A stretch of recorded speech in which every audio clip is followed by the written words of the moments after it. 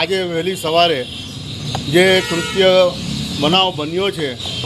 એ કોઈપણ સંજોગોમાં સાખી લેવાય એવો બનાવ નથી બન્યો અને જેને બી આ ગુનો કર્યો છે એને હું માનું છું કે સજા એવી થવી જોઈએ કે જિંદગીમાં કોઈ દિવસ એવો ખોટો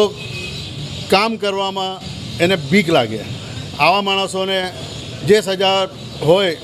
એ સજાના અંદર છેલ્લામાં છેલ્લી સજા બી થાય તો આવા અમારી મહેનતને પાણી ફેરવે આવા માણસોને સજા થવી જોઈએ, હું મારું માનવું છે।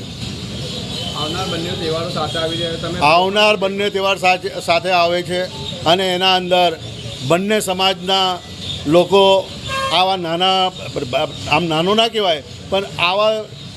જે બનાવ બન્યો છે એને દરગુજર કરીને સારી રીતે તહેવાર મનાવશે એવી મારી શુભેચ્છા છે અને મનાવશે એ મને ખાતરી છે।